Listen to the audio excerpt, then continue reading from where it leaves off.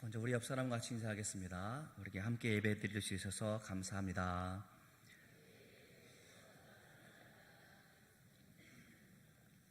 먼저 여러분들 죄송한 말씀을 드립니다. 보시다시피 손이 커졌어요. 걱정해 주시고 기도해 주셔서 잘 낫고 있습니다. 이렇게 다쳐보니까 같은 케이스로 입원하신 분을 더 이해하게 되어지고, 또 다리 골절로 교회를 못 나오시는 분을 신방하게 되어졌는데 서로 위로가 되더라고요. 목사님도 다칠 수 있구나, 그런 생각을 하시는 것 같기도 하고, 또 이게 통증이 심하다는 사실을 예전에는 몰랐는데 깨닫게 되어져서 더 깊이 이해할 수 있지 않겠나 생각이 되었습니다. 지난번에 우리는 사람을 귀하게 여기는 교회가 되자라고 말씀을 드렸습니다. 하나님께서 우리를 사랑하시는 확실한 증거가 무엇입니까? 그것은 바로 예수 그리스도였고, 주님께서 이 땅에 오셨고 우리의 모든 죄와 허물을 십자가에 담당해 주셔서 우리의 속죄 제물이 되셨습니다. 주님의 피로 값주고 사신 사람들이 바로 우리이고, 내가 하나님의 사랑을 받는 존귀한 사람인 것처럼 우리 옆에 앉아있는 사람도 존귀한 사람이라는 사실을 말씀을 드렸어요. 그런데 여러분, 우리가 하나님의 사랑을 받았으니까 그저 감격하고 만족하면서 살라고 말씀하지 않으셨고, 우리로 하여금 이 땅 가운데 살아가는 날 동안 새로운 삶, 즉 우리로 하여금 삶의 명령을 주셨는데, 우리는 그것을 사명이라고 말을 합니다. 은혜의 영광을 찬송하기 위해서 우리를 불러주셨을 뿐만 아니라 땅끝까지 이르러 주의 복음을 증거하라, 우리에게 사명을 주셨다라는 것이죠. 그래서 교회의 존재 이유와 목적은 바로 무엇입니까? 주님의 복음을 선포하는 일이에요. 전도하고 선교하는 일이 가장 중요하다라는 것입니다. 그래서 그런 사명을 감당할 수 있도록 주의 성령께서 각 성도들 가운데 믿음을 주고 성령의 충만함을 지금도 주고 있다는 사실을 믿음으로 고백할 수 있기를 주의 이름으로 축원합니다. 이렇게 많은 일을 감당하게 하기 위해서 우리가 피택제를 세웠어요. 성도를 온전하게 하여 봉사의 일을 하고, 또 교회를 든든히 세워가기 위해서 우리는 일꾼들을 세웠단 말입니다. 교회에 대해서 일을 하는 데 있어서 그런 사람들만 일을 하느냐? 그렇지 않다는 사실을 저는 어제 알게 되어졌습니다. 매주 토요일마다 우리 전도회에서 나오셔서 전도를 하셔요. 어제는 굉장히 무더운 날씨였지 않겠어요? 우리 심여선교회 회원들이 나오셔서 이렇게 전도하기 위해서 준비하는 모습을 보니까, 이럴 때 더울 때는 말이죠, 냉면이라도 하나 사주면서 좀 열심히 하라고 해야 되는데 그렇지는 못하지만, 그래도 열심히 하시는 모습을 보면서 힘이 되어지고 또 고맙다라는 생각이 되어집니다. 혹시 여러분 여선의회에서 그렇게 봉사하고 전도하는 일들 가운데 일당받고 합니까? 아니면 누가 저라도 말이죠, 뭐라도 맛있는 거 사주면서 그렇게 하라고 했습니까? 그렇지 않음에도 불구하고 그렇게 열심히 맡겨진 일이기 때문에 최선을 다하는 모습이 아름답단 말입니다. 또 어제는 안수 집사님들이 오셔서 교회 여러 군데를 청소하시고 어려운 부분들을 돌아보시는 모습이 있었습니다. 그래서 식사는 어떻게 하시는지 제가 갔는데, 글쎄 안수 집사님들 일하시는 모습을 보면서 어떤 집사님, 연로하신 집사님께서 오늘은 내가 저기 하암동에 가서 맛있는 걸 사주겠다고 그렇게 이야기하시는 모습을 들었어요. 그래서 수고하시는 우리 집사님들도 귀하고, 또 그 귀한 모습을 보면서 점심을 대접하고자 했던 그 노 집사님도 귀하다라는 그런 생각을 했습니다. 우리는 그렇게 교회를 위해서 봉사하고 헌신하고 맡겨있는 일들을 감당하는 그러한 모습을, 사명을 감당하는 사람, 또 다른 말로 말하면 헌신한다라고 말을 할 수 있습니다. 책 이야기에 죄송합니다만은 빌 헐리 목사님이 쓴 책 가운데 평범한 그리스도인의 특별한 헌신이라는 책에서 이렇게 말씀해 주고 있어요. 현대인들은 더 이상 헌신하지 않는다라고 말씀해 주고 있고, 현대인들은 시간이 없다라고 일반 사람들이, 목회자들이 그렇게 생각하고 있는 그런 가정들이 잘못되어졌다라고 말씀해 주고 있습니다. 사람들이 헌신하지 않는 것은 헌신할 마음이 없어서 더 이상 헌신하지 않겠다라는 것이 아니라 헌신할 수 있는 동기를 부여하지 않았기 때문에 헌신하지 않는다라고, 그래서 많은 성도들 가운데 헌신할 동기를 부여하는 목회를 하라라고 그렇게 말씀해 주고 있다라는 것이죠. 여러분, 제가 청년들을 오랫동안 지도합니다마는 여러분 걱정 많으신 거 너무나 잘 알고 있습니다. 어떤 분들은 말씀하시기를 재직 자녀들이 가장 불쌍하다라고 말씀해 주고 있어요. 그냥 마지못해서 인격적인 만남도 없이 그렇게 헌신하고 봉사하고 끌려오는 것 가운데 아직도 주님을 만나지 못하는 사람들이 있는 것 같아서 그렇게 말씀하셨다라고 생각이 되어져요. 여러분, 우리 젊은이들이 헌신하지 않죠?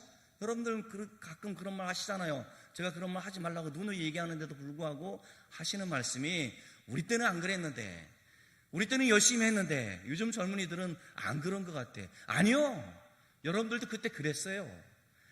예, 젊은이들이 헌신하지 않는다? 그렇지 않습니다. 제가 이해하는 바 젊은 청년들의 경우에 있어서 헌신하지 않고 있는 것이 아니라 헌신에 대한 건강한 동기부여가 되지 않기 때문에 그렇다라는 것입니다. 왜 헌신해야 되는가를 알면 무엇이든지 헌신할 준비가 되어 있어요. 헌신의 동기가 유발되지 않았을 뿐입니다. 신문 강구에 이런 강구가 나왔습니다. 위험한 여행을 원하는 남자를 찾습니다. 작은 임금, 혹독한 추위, 여러 날 동안의 흑암, 계속되는 위험, 안전한 귀가는 보장하지 못합니다. 북극 탐험대. 이 광고를 했더니 수천 명의 사람들이 지원을 했습니다. 그것은 힘들지만 뭔가 보람 있는 일이고 개척되어지는 일이기 때문에 많은 사람들이 지원하지 않았나 생각이 되어집니다. 빌 헐리 목사님이 하고자 했던 말은, 교회가 성도들이 어떻게 살아야 되는지에 대한 헌신을 하도록 교인들에게 요구해야 된다는 사실을 말씀해 주고 있습니다. 그래서 저는 오늘 헌신에 대해서 오늘 본문을 가지고 여러분들과 같이 말씀의 은혜를 나누고자 합니다. 오늘 읽었던 빌립보 교회에 보낸 편지 빌립보서, 오늘 읽었던 본문 앞에는 어떤 말씀이 나와 있냐면, 우리가 율법을 지킴으로 인해서 우리가 의롭게 되어진다라고 말했던 사람들 가운데 사도 바울이 말하기를 그리스도를 믿음으로 우리가 의롭게 되어진다라고 그렇게 설명해 주고 있는데, 의롭다, 믿음으로 말미암아 의롭게 여겨지는 그것으로 만족하고 있는 사람들 가운데 촉구하고 있는 말씀이 오늘 본문의 말씀이에요. 이게 무슨 말인지 아십니까, 여러분? 나는 그리스도를 믿음으로 구원을 받았기 때문에 다른 어떤 것도 필요하지 않다라고 생각하는 사람들, 율법주의에서 벗어나서 반율법주의에 머물러 있던 그 사람들 가운데 있어야 될 것이 있는데, 그 사람들 가운데는 헌신이 필요하다라고 오늘 본문을 통해서 말씀해 주고 있다는 것입니다. 사도 바울이 구원에 대한 이야기를 하고 있습니다만은 나는 아직도 자본줄로 여기지 않는다라고 말씀해 주고 있어요. 많은 학자들이 해석할 때에 내가 아직도 구원에 대한 확신이 없다라는 말로 해석하고 있지 않습니다. 그 구원을 받았는지 안 받았는지 잘 모르겠다, 그렇게 말하고 있는 것도 아닙니다. 구원에 확신이 없다라고 빌립보 성도들을 책망하는 내용도 아니라는 말입니다. 이 사람들의 문제는 바로 무엇이냐면, 구원의 완성을 회심으로만 머물러 있다는 것이죠. 내게 은혜를 베풀어 주어서 하나님의 은혜를 깨닫고 하나님께서 우리를 얼마나 사랑하시는지 아는 데 머물러 있고, 내가 마음을 돌이키게 하시는 그 은혜 가운데 머물러 있지, 내가 어떻게 하여야 하나님께 영광이 되는 삶을 살까라고 걱정하지 않는 사람들에 대해서 말씀해 주고 있다는 것이죠. 그러니까 우리의 구원은 회심이다라고 말하고 있는 빌립보 사람들 가운데 사도 바울은 뭐라고 말씀해 주고 있습니까? 아니야, 우리의 구원은 영화에까지 이루어야 된다라고 말씀해 주고 있다라는 것이죠. 성령의 역사 가운데 우리의 구원은 보장되어졌습니다만은 그것이 구원의 완성이 아니다라고 설명해 주고 있다는 말입니다. 이 구원의 완성, 구원을 이룬다라는 말을 사도 바울이 가끔 씁니다만은, 구원의 완성은 회심하는 것 가운데 머물러 있는 것이 아니라 우리의 구원의 완성은 우리의 몸과 영혼이 새롭게 신령한 몸으로 영화에 이르러야 된다라고 설명해 주고 있는 것입니다. 그러니까 예수를 구주로 믿었다라고 말하면 그 다음에 이 세상에서 우리가 이 세상을 떠나서 주님의 나라에서 영원히 살 것과 우리 몸이 부활하여져서 주님의 나라에서 영원토록 살 것을 믿는 그것이 구원의 완성이다라고 설명해 주고 있는 것입니다. 그래서 나는 아직도 잡은 줄로 여기지 않는다라고 설명하고 있는 겁니다. 구원이 완성되기 전까지 예수 믿는 사람들은 이 땅 가운데 살아가면서 그 구원을 바라고 그 영원한 몸을 소망하며 살아가야 된다라고 말씀해 주고 있는 것입니다. 그래서 사도 바울이 말하기를 나는 아직 내가 잡은 줄로 여기지 않는다라고 그렇게 말씀해 주고 있습니다. 우리가 전도를 합니다만은 특별히 그런 분들 제가 폄하하는 것이 아니라 좋은 건 좋은 것입니다만은 나쁜 것은 나쁘다라고 우리와 맞지 않는다, 바른 가르침이 아니다라고 말할 수 있어야 된다고 생각하는데, CCC에서 전도하는 데 있어서 사형리를 가지고 전도하는 데 있어서 예수를 구주로 영접하시겠습니까? 그럼 상대방이 뭐라고 말합니까? 예, 구주로 영접했습니다 라고 거기서만 머물러 있다는 것이죠. 나를 따라해서 기도해 보십시오. 그러면 죄가 용서받고 하나님의 자녀가 됩니다 라고 그렇게 머물도록 그렇게 전도하는 것이 바람직하지 않다라고 생각이 되어집니다. 그러면 끝나는 것이 아닙니다. 예수를 구주로 영접하고 예수를 믿었기 때문에 이제 당신은 구원받았습니다 라고 말하는 것이 아니라, 이제 구원받았기 때문에 우리들의 삶의 가치가 달라졌고 삶의 목적이 달라졌고 이 땅 가운데 하나님의 영광을 위해서 당신은 사셔야 됩니다 라고 우리는 그렇게 전도해야 된다는 것이죠. 우리가 전하는 메시지가 무엇입니까? 우리가 구원받았기 때문에 이 땅 가운데 살아가는 날 동안 내가 잘 살게 되어지고 건강하게 되어지고 우리 자녀들이 이 땅 가운데 나보다 더 부유한 삶을 살게 되어진다 라고 말하는 것이 아니라, 비록 가난하게 산다 할지라도, 비록 병중이 있다 할지라도 우리의 삶의 의미가 달라지고 있다는 사실을 우리는 말씀해야 한다는 것입니다. 이 땅에 살아가는 날 동안에 그냥 건강하게 돈 많이 벌어서 평안히 살아가는 것이, 그리고 죽으면 천국 가게 되어집니다 라고 말한다면, 구원이라 하고 하는 것은 그저 지금 이 시간 회심하는 것 가운데 머물러 있을 수밖에 없다라는 것입니다. 그 회심은 구원의 한 과정일 뿐입니다. 회심한 사람들은 이제 그 하나님 앞에 우리가 의롭다함을 얻게 되어졌고 양자됨을 얻은 후에 이 땅 가운데서 날마다, 물론 갑작스럽게 우리가 성화되어지는 삶을 살게 되어집니다만은 점차적으로 거룩한 삶을 통하여 주님이 부르실 때 주님 품에 안겼다가 예수님께서 이 땅 가운데 다시 오셨을 때 신령한 몸으로 변화되어져서 영원한 그 몸을 가지고 주님과 함께 영원히 살 소망, 그것이 우리의 최종적인 구원이란 말입니다. 그런데 우리는 자꾸만 전도할 때라든지 아니면 여러분의 삶의 모습들 가운데 구원, 그러면 지금 내가 이곳에서 회개하였고 내가 하나님을 예배하는 것 가운데 그것만 생각한다라는 것입니다. 이제 우리가 율법을 의지해서 구원을 받는 것이 아닌 것을 알게 되었습니다. 예수 그리스도를 통해서 우리가 은혜로 구원받았다는 사실을 알게 되어졌습니다. 거기 가운데 머물러 있는 빌립보 교인들에게 하신 말씀이 우리에게 하신 말씀이란 말입니다.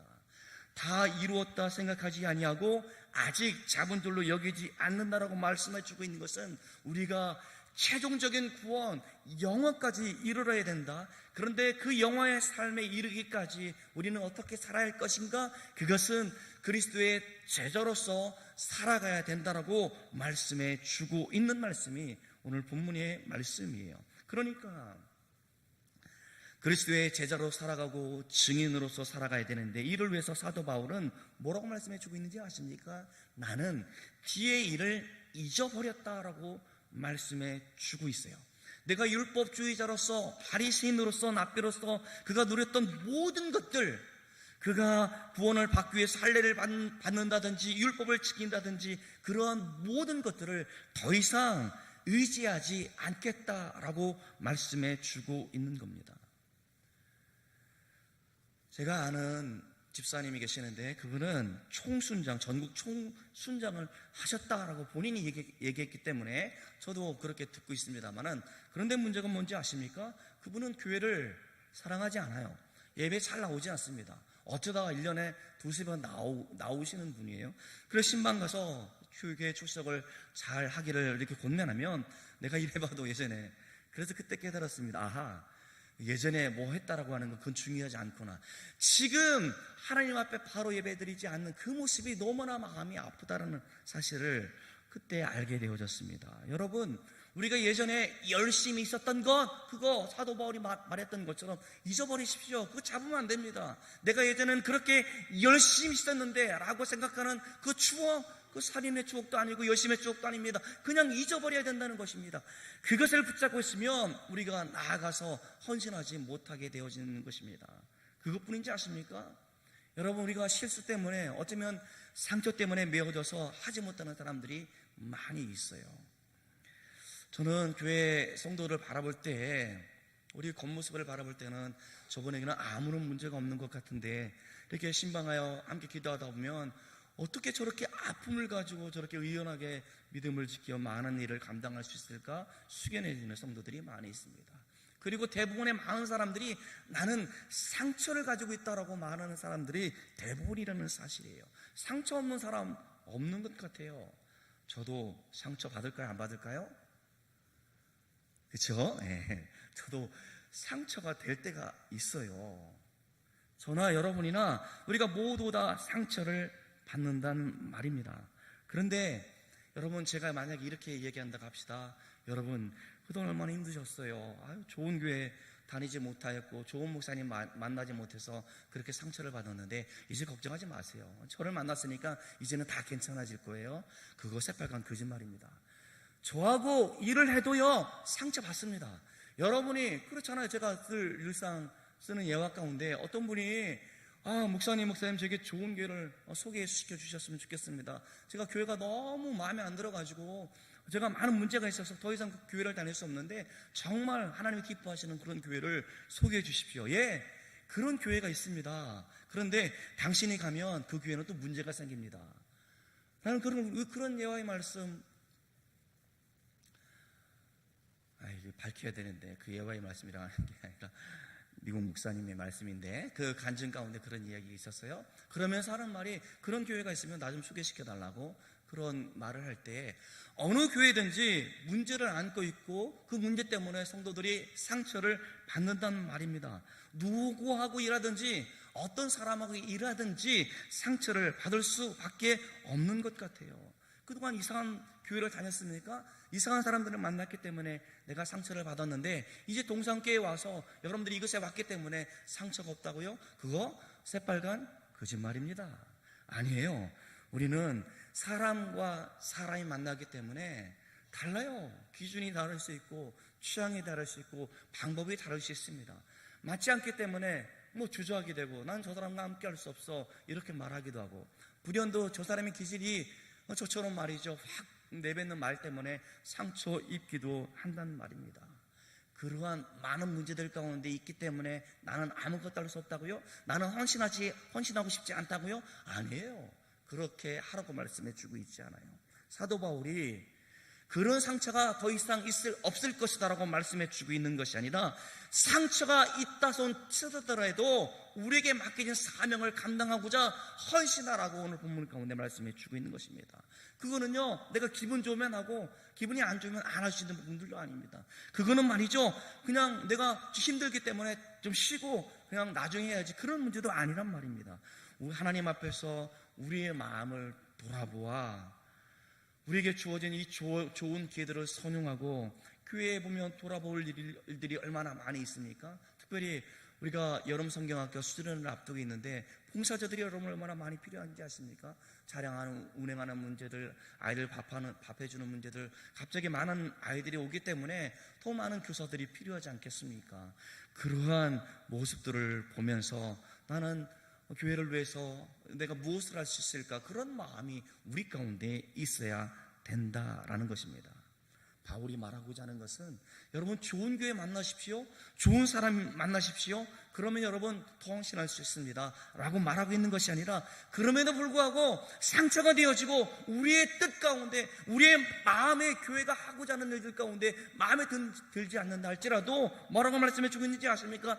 그럼에도 불구하고 해야 된다라고 말씀해 주고 있습니다.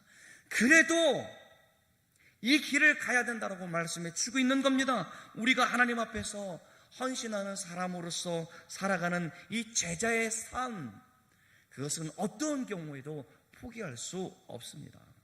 그러면 한번 생각해 봤으면 좋겠어요. 헌신, 과연 어떠한 헌신이 건강한 헌신일지 생각해 봤으면 좋겠습니다. 저는 오늘 말씀을 묵상하면서 사도 바울이 우리에게 주는 교훈 가운데 건강한 헌신이란 지금 바로 여기에서 할 수 있는 것이 가장 건강한 헌신이라 생각이 되어집니다. 바울은 두 가지를 이야기하고 있습니다. 첫째는 무엇입니까? 과거에 집착하지 말아야 된다는 것이죠. 과거의 영광에도, 과거의 열심에도, 과거의 상처에도 과거에 집착하지 말아야 된다고 말씀해 주고 있습니다. 옛날에는 내가 그렇게 열심히 있었는데, 헌신했었는데 그 말 중요합니다. 예, 귀한 헌신이었다라고 생각이 되어져요. 여러분들이 몸낸 교회를 섬기고자 30년, 40년 한 교회에서 수고했던 거, 여러분들 시간으로 따지면 얼마나 많은 시간이 있겠습니까? 여러분이 물질로 따지면 얼마나 많은 돈을 주님의 몸낸 교회를 세워가고자 할 때 드렸겠습니까? 여러분의 마음, 그 귀한 마음인 줄 저도 그렇게 생각이 되어집니다. 그런데 지금 바로 여기에서 그렇게 헌신하고자 있는 마음이 있는지 우리는 돌아봐야 된다는 것입니다. 바울은 두 번째로 뭐라고 말씀해 주고 있냐면 헌신을 위해서 미래로 미루지 말라고 말씀해 주고 있습니다.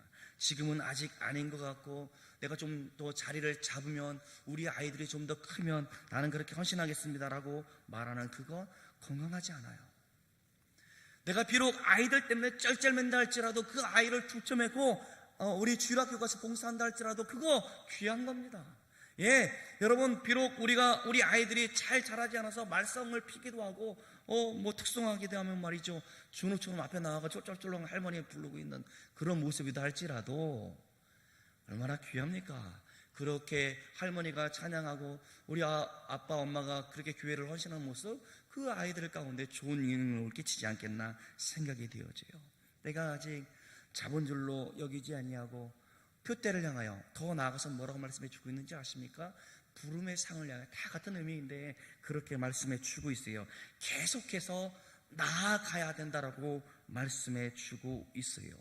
사도 바울이 말하기를 구원받은 우리가 날마다 거룩한 삶을 통하여 하나님의 영광을 돌릴 뿐만 아니라 주님을 만날 때까지, 주님이 이 땅 가운데 오실 때까지 우리의 몸을 들여 마음을 들여 헌신해야 된다라고 말씀해 주고 있습니다. 어디서요? 바로 지금 여기에서, here and now, 지금 이 자리에서 주님을 위해서 주님의 제자로서 살기로 그렇게 결단을 촉구하고 있다는 말입니다. 내가 몸된 교회를 위해서 무엇을 할 수 있을까? 내게 베푸신 그 은혜에 감사해서 어떻게 해야 하나님께서 기뻐하는 삶이 될까? 그 바로 어디서? 바로 이곳에서, 여러분들이 서 있는 그 가정에서, 여러분들이 열심히 일하고 있는 일터에서 그렇게 살라라고 말씀해 주고 있습니다. 우리는 왜 헌신해야 합니까? 우리는 주님의 제자이기 때문에 그렇습니다. 우리는 거저 은혜를 받았기 때문에 헌신해야 합니다. 모든 헌신은 은혜의 결과이지 내가 헌신하였기 때문에 주님께서 우리에게 은혜를 주신 것이 아니란 말입니다. 여러분에게 단순하게 축복하기 원하신다면, 여러분 정말 축복받기 원하신다면 헌신하십시오. 축복받기 원하신다면 여러분 11조 하십시오. 올해 제대로 복을 받기를 원한다면 매 시간 주일 성수하십시오. 새벽 기도하십시오. 하시는 일마다 잘 될 겁니다. 그러면 주님께서 여러분의 문제를 해결해 주실 것이고 복을 주실 것이고 늘 항상 여러분들 가운데 함께 하실 것입니다라고 말한다면 그 은혜는 헌신의 결과입니다. 저는 그렇게 말할 수 없어요. 제가 믿는 바 성경은 그렇게 가르쳐주고 있지 않습니다. 은혜 받기 위해서 헌신이 요구되지 않아요. 우리는 무조건, 은혜는 우리 가운데 내게 죄송합니다. 은혜는 내게 없었던 것들이에요. 내 안에 없던 것을 하나님께 우리에게 베풀어 주었단 말입니다. 그것은 내가 잘하고 못하고에 따라서 주어지는 것이 아니라 하나님께서 사랑하는 사람들 가운데 무조건적으로 주는 것이 바로 은혜란 말입니다. 은혜는 하나님께서 거저 우리 가운데 주셨습니다. 저는 오히려 이렇게 말씀드리고 싶어요. 여러분 정말로 구원의 확신이 있습니까? 그러면 여러분 헌신하십시오. 정말로 예수 그리스도께서 나를 위해 죽으셨고 지금도 나와 함께 하시고 나를 통해서 어떤 일을 하기를 원하신다는 것을 믿는다면 여러분 헌신하십시오. 여러분에게 제자로서의 확신, 내가 부름을 받았다는 그런 확신, 구원의 확신이 없는 사람들은 도대체 어떻게 해야 되는지 그 사람들 가운데 헌신을 요구하는 것이 무의미하다라고 생각이 되어집니다. 그러나 여러분, 내가 주님의 몸된 교회를 사고자 하는 열망이 없는 것은 혹시 내 마음 가운데 구원의 확신이 없는지 돌아봤으면 좋겠어요. 내 마음 가운데 나를 하나님께서 얼마나 사랑하시는지, 주님께서 나를 위해서 몸과 피를 다 흘려 주시기까지 사랑하신 그 은혜, 베풀어 주신 그 은혜가 내 안에 있는지 돌아봤으면 좋겠어요. 그런다면 뭘 합니까? 그 은혜가 내게 충만해질 수 있도록 여러분 기도하십시오. 그렇게 기도한 후에 우리에게 요구되어지는 것이 무엇입니까? 바로 이곳에서 지금 헌신해야 한다는 것을 오늘 본문을 통해서 우리에게 말씀해 주고 있습니다. 여러분 생각해 보십시오. 주님께서 십자가에 달려 죽으셨을 때 천군 천사를 동원해서 저 로마 군대를 다 멸할 수 있는 권능이 없어서 하지 못했습니까? 그렇지 않습니다. 주님께서 또 승천하실 때에 주의 천사가 갈릴리 사람들 어찌하여 서서 하늘을 쳐다보느냐, 너희가 본 그대로 다시 오시리라고 말씀해 주었고, 주님께서 또한 살아생전 제자들 가운데 보혜사를 주시겠다라고 약속해 주었는데 그 보혜사가 각 사람 마음껏 있다는 말입니다. 그러기에 나는 아무것도 하지 않아도 된다. 내가 몸된 교회를 사지 않아도 주님께서 알아서 하시겠지. 그거 아닙니다. 주님께서는 각 사람 가운데 주님의 영을 부어주셔서 각 사람이, 구원받은 사람이, 은혜받은 사람이 그 일을 하게끔 하셨다는 것이죠. 저는 한 번도 모르겠어요. 그런 사람이 있는지 모르겠습니다만은 그냥 지나가다가 내가 교회를 가지 않으면 오늘 죽을 것 같아서 교회 온 사람 본 적이 없습니다. 물론 그 마음 가운데 오늘은 정말 교회를 가고 싶어, 그분 이면을 돌아보면 주일학교를 다녔다든지 평생 교회를 다니지 않았는데 그의 부모가 그를 위해서 기도했다든지, 아니면 지나가다가 전도지를 받고 그 말씀에 은혜를 받아서 가고자 하는 마음이 있었기 때문에 하나님께서 보내주셨다는 것이죠. 다시 한번요, 기도하는 사람이 있었고, 우리가 하나님을 믿으라고 하는 사람이 있었고, 전도하는 사람이 있었습니다. 그게 누가 했습니까? 성령께서 하신 일이 아니었습니다. 성령의 은혜를 받은 우리가 그 일을 했단 말이에요. 마찬가지로 주님의 몸된 교회가 든든히 세워져 가는 일들 가운데 사람이 중요하다는 말입니다. 사람이 해야 된단 말입니다. 어떤 사람입니까? 구원의 은혜를 받은 사람이 그 일을 할 수 있어요. 구원의 은혜를 받았기 때문에 우리는 헌신할 수 있다라는 말입니다. 그래서 이제는 우리 삶의 의미가 달라졌어요. 여러분 축구 보셨습니까? 어휴, 대단하십니다. 그 늦은 시간까지 보고. 축구를 볼 때 여러분 모르겠어요. 저는 일찍 자야 되니까 잤어요. 그랬더니 갑자기 막 소리 지르고 난리 났습니다. 봤더니 축구하는 시간인 것 같아요. 옆집 아랫집 윗집 불 다 켜져 있죠 말이죠. 소리 지르고 말이죠. 그러니까 좀 이겼으면 좀 좋겠어요. 뭐 한 골에 넣었으니까 위안이 되긴 합니다만은, 뭐 이기면 우리 좋은 게 있어요? 지면 우리가 세상이 무너집니까? 세상 사람들은 그것 가운데 마음을 두고 살아가지 않겠어요? 그것 가운데 의미를 두고 살아가고 있지 않습니까? 여러분의 사람 참, 그럼 좀 제 자신을 봐도 제가 너무 얼마나 실망스러운지 몰라요. 이렇게 됐으면 자전거를 타고 싶을까요? 안 타고 싶을까요? 안 타고 싶을 것 같죠? 아니에요. 자전거가 망가졌으니까 그 망가진 자전거를 고치려고 말이죠, 뭘 하나를 주문해서 왔는데 보니까 말이죠, 마음이 싱숭생숭한 거예요. 이걸 빨리 조립해서 빨리 타야지, 이런 마음이 든단 말입니다. 이게 목회를 하는 저도, 물론 제가 목사님께서 지난번에 잘 이해를 시켰습니다만은 시간이 남아서 그렇게 자전거 타고 휙 놀러 다니는 한량 아닙니다. 그냥 어떻게 하든지 시간이 안 되어지니까 조금이라도 주어진 시간 가운데 그래도 운동해야겠다 싶어가지고 학교에 왔다 갔다 타고 다녔단 말입니다. 다리에 힘도 생기고 올 여름에는 휴가 때는 내가 목표했던 대로 저 문경체제까지 갔는데 이제 문경체제로 한번 넘어가 봐야지, 이런 그런 마음들이 있는데, 돌아보면 우리가 어떤 취미라든지 특기라든지 하고 싶어 하는 일들 가운데 시간을 쏟고 의미를 두는 일들 돌아보면 별로 그렇게 중요한 일이 아니다라는 사실을 깨닫게 되었습니다. 여러분, 우리는 구원받은 사람이에요. 우리가 하나님의 은혜를 경험했던 사람들이란 말입니다. 그 은혜가 너무나 좋고 너무나 하나님의 은혜에 감사해서 그냥 어떤 일들 가운데 희희낙낙하며 살아가는 사람들이 아니라, 우리로 하여금 몸된 교회를 세워갈 수 있도록, 우리로 하여금 많은 사람들 가운데 주의 복음을 증거하도록 우리를 불러주셨다는 사실을 잊지 말았으면 좋겠습니다. 그저 내가 은혜를 받아서 내 모든 죄를 깨닫고 그냥 여기 가운데 머물러 있는 것이 아니라, 내가 오늘 하루 1시간 살아간다 할지라도 주님의 영광 가운데 살아갈 수 있는 그런 마음, 그게 헌신이란 말입니다. 여러분, 그 헌신의 자리에 함께하지 않으시겠습니까? 여러분, 그 헌신은 빌드자들만에게만 주어진 게 아니에요. 여러분 가만히 보면 교회 제가 돌아보면 청소가 얼마나 잘 되어 있는지, 여러분 주변 정리를 잘 해주시는 거 너무나 감사해요. 그리고 여러분 보시면 우리 교회는 비가 올 때마다 제가 너무나 은혜를 받는데, 얼마나 많은 우산이 남겨져 있는지 모르겠어요. 아무나 가져가도 뭐라 않죠? 예.